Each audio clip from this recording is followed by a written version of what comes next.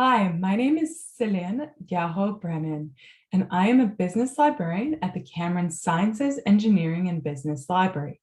This is the first of 3 videos for Biz 201 for the semester of fall 2021. If you have any questions about this presentation, do not hesitate to reach out to me. All contact information can be found at the end of this video and in the accompanying PDF for these videos. I'll also be sharing a PDF version of these slides that you can refer back to. So in all the presentations I do, I hope to save you time and money in your research. More specifically, by the end of these videos, I aim to make sure you understand what the library has to offer, understand how to access the library, know where to find citation tools for your references, know where and how to find the information on the industry for your individual research assignment, know where and how to find information on industries, markets, competitors, operating a business for your entrepreneurship challenge. So in this video specifically, I'll be covering learning outcomes 1 to 3. In order to accomplish these goals, these 3 videos will cover the following: introduction to the UofA Library, general search tips, citation resources, resources for your individual research assignment, and resources for your entrepreneurship challenge. In this video, I will cover the introduction to the UofA Library and general search tips and citation resources. So let's get started with an introduction to the library and what to expect. So the library offers services, resources, and spaces for you to use. In terms of services, you can come see us at any library at the service desk. We also have virtual and in-person consultations with staff for in-depth reference questions. So that's one-on-one help with someone such as myself, helping you find resources for your specific assignment. We also have chat, text, and email service for shorter or easier questions that you might have. And we also have online workshops and teaching sessions such as this one. We also have a wealth of resources, and with your CCID and password, you have access to all of our online resources. Also, here at the UofA, we have the largest collection of business databases in Canada. Although most information for business is virtual, with your One Card, you can also check out books at any of our locations as well. And then also, we just have so much business information you can access in different ways. So to help you navigate this information, we have video tutorials and subject guides. In terms of spaces, I work out of the Cameron Library for Sciences, Technology, and Business. And you can use this space or many of the other libraries on campus where you can find computing spaces in addition to our physical collections. So now that we have seen a general intro to the library, during this time, we will move on to talking about some general search tips. So for Biz 201, you will definitely be using the internet for some of your work, but I want to make sure that in this work, you're using smart strategies for searching to save your efforts. It helps to understand the pros and cons of using the internet rather than, let's say, the library's resources. So the internet's a really good jumping off point. It's convenient. You can search it from anywhere. There's so much information. And often you get current information as well. However, there's no system that organizes the masses of information. Sometimes it can be expensive. So sometimes you're paying for things online that you would have free access to from the library too. And anyone can publish anything on the web. And so it doesn't mean that they're necessarily an expert when you're reading about it. And websites can disappear. And then you also have to look up for fake news, and then different search engines give different results. Despite these cons, you will want to use the internet and probably Google specifically to find the following for your Biz 201 assignments. So you'll want to use it for government websites and information, product information, list directories of manufacturers and or suppliers, press releases, some current news you can find from the library, but sometimes you want to use the web for that too. Selected company financial information and selected industry information. You might use that. This is also a list right here of some really reliable business websites. And these are really reliable for business news. So things like Business Week, Forbes, Bloomberg, Financial Times, CNN Money, Yahoo Finance, Reuters.com, and The Economist are all places you might want to look in addition to our library's resources. Also, in using, we just went a little too far, in using the internet rather than library, it's important to be careful for misleading information and evaluate websites and articles you come across. So some basic questions to ask yourself about the website are the following. Who provides the site? What kind of authority do those who provide the website have?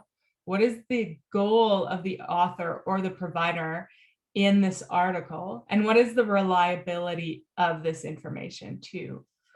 Also, in using the internet, it can be easy to get overwhelmed by the amount of information. So for example, if I look up marijuana dispensary and marijuana industry will be my example for most of your assignments, seeing as the marijuana industry is to be avoided for the purposes of your assignments in Biz 201. So that's not something you are allowed to do as an assignment.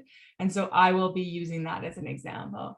And here you can see I just did a quick search and I get over 300 million results. So that's a lot. And that can be really overwhelming when you're doing a search. So we talked about why and how to use the internet in a smart way. Let's talk about the U of A library resources that you may want to use. So as I said earlier, we have the largest collection of business databases in Canada and the second best collection in North America. So first, let's start with why you might want to use them. So has an organizational system for information. You get free access as a student or as a staff member. Any staff member also has free access.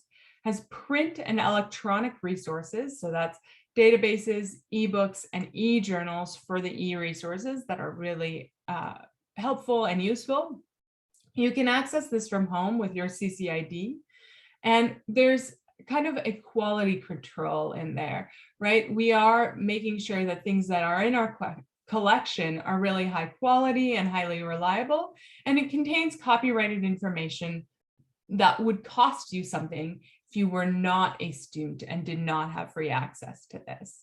So a lot of information you get from the library would cost you sometimes hundreds or thousands of dollars, and that's for company, market, and industry reports. And you have access to those as a student. These include useful information such as journal articles, company, market, and industry research, reports and profiles, statistics, analyst reports, financials, today's and yesterday's news. So we get all this information in our databases, and I strongly encourage you to take advantage of these while you're a student and try out as many of our databases as possible, because then when you get out into the workforce, you may have a better idea of what information would be worth paying for, because a lot of firms pay for this information. So you kind of have an idea what is worth paying for if you've used these as a student as well.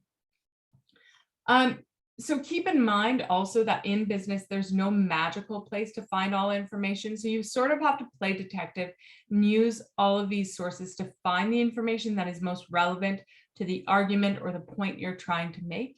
In a lot of this work, this means more than copying and pasting parts of the report, but rather citing and using them in the context of your paper. Now, a big advantage to using the library is that it already scopes your research. So you get less results. So for example, if I use the general article search here on our website and I look for marijuana dispensary, I get 32,000 results instead of the 300 million on Google. 32,000 results is still a lot. So we have resources that organize business information for you rather than just general, all of the U of A library information for you in terms of that. The fastest way to access business information is to go to our homepage and then select subject guides. So I've got that selected, and then you want to find the business section. So first I will show you a list of our business databases. So if you click here, you can see a list of all the databases that are business related, and there are almost 200 of them. So that's a lot. And this list can be useful if you know exactly which database you want to use. However, if you aren't sure which database you need, we do want to use kind of a different method. And that is where instead of selecting databases, you want to select business guides. And so these guides are a way that librarians help guide you to the information you need for different fields of business and even for specific classes. Just a note that on the right-hand side of the guides, you will see a guide for citation, instructions on how to access Harvard Business Review articles, and a link to tutorials for some of our more complex databases. As you can see, we have different guides on the left-hand side for different topics that you may have to research during your time in business school. And we have a subject guide specifically for Biz 201. So here's a glance at the Biz 201 guide and encourage you to explore it more on your own. I'll also be referring to specific sections of this guide in the following videos. Now, before we move on to the next videos, I want to address the importance of citing your work in Business 201. So let's start by addressing why we cite. So first, it is really important to do so to adhere to the UofA's code of conduct. And as a student, you need to adhere to that code of conduct. And so you need to cite to make sure you're holding up that responsibility. What you're also doing is you're giving credit where credit is due. And you're also allowing your audience to do more research. So let's say you write a report as a business analyst and you cite something that allows whoever you're giving that report to say, oh, I'm really interested in this source. I'm going to go look for more information from where they cited this. And then the other thing is it makes your argument stronger. So if you say something, if you make a statement, if you're trying to make an argument and you back it up with citations, what it does is it makes your argument stronger. It positions you much better to make a stronger case for what you are arguing or what you are laying out. Now, the consequences for not citing are severe. By not citing, you are plagiarizing, which is not allowed as per the Code of Student Behavior that all students have to adhere to. The Code of Student Behavior states that no student shall submit the words, ideas, images, or data of another person as the student's own in any academic writing, essay, thesis, project, assignment, presentation, or poster in a course or program of study. Plagiarism may result in failing a project and or a class or suspension and expulsion of a program. For more information about sanctions around plagiarism, please refer to the UofA's Code of Student Behavior or talk to your professor. Now, if you are wondering when you should cite, this is an easy chart to follow. So is this someone else's words? If yes, then you want to quote it. So you want to put it into quotations and then you want to cite it. Is this someone else's idea? If yes, you want to cite it. This is not someone else's words and not someone else's idea, then you don't have to cite it, but otherwise you do.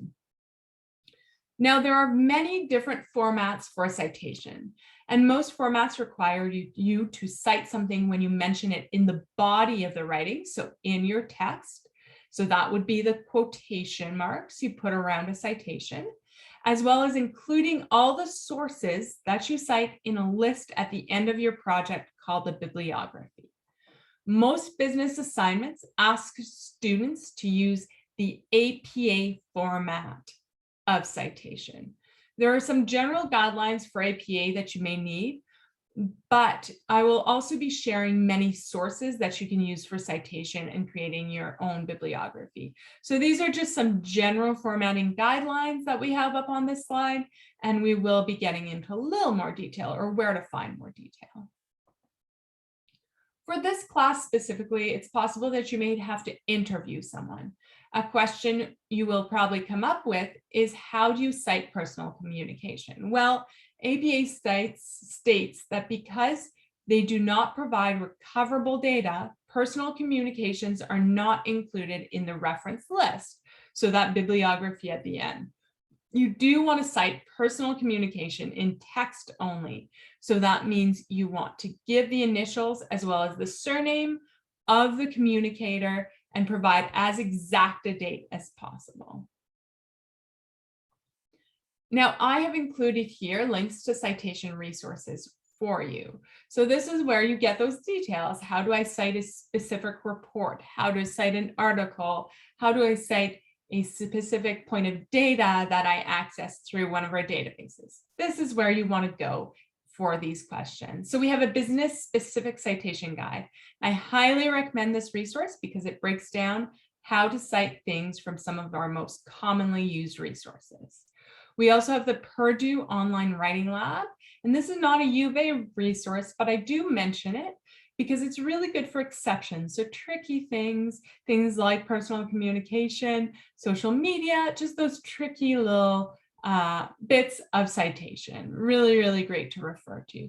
And then we also have our citation quick guides, and these are best for articles and books, not as much for example, information you're getting from a market report. In that case, I would go to business specific citation guide. So with that, this concludes our first video for Biz 201. In the next video, we will be looking at resources for your individual research assignment. If you are still stuck or have more questions, please contact us at the library. I have listed some ways for you to get in touch here. You can library chat with us. This is a chat function on our website where you chat with real people. We once again have those tutorials for you to watch. You can text us, you can email us. You can also book a consultation with the librarian, such as myself, so one-on-one time if you really need some help, and you can visit us at a library. All this information can also be found on our website under the Ask Us tab on the right-hand side of the homepage. And with that, I also am doing some office hours Tuesdays from 12 to 2 p.m. in office 422 in the business building, and that will be starting September 7th. So every Tuesday from 12 to 2, you can also just drop by with your questions, and I'm happy to help. Thank you for listening, and I'll see you in the next video. Remember, you can always contact me at this email with any other questions that you might have. Thank you.